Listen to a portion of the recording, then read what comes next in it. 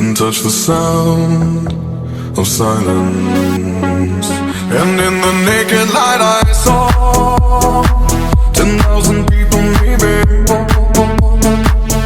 people talking without speaking, people hearing without listening, people writing songs that voices never share, and no one dared disturb the sound of silence.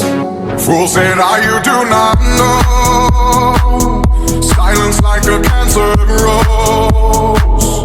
Hear my words and I might teach you. Play my arms and I might reach you.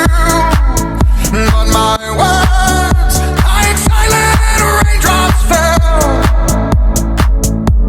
and echoed in the wells of silence.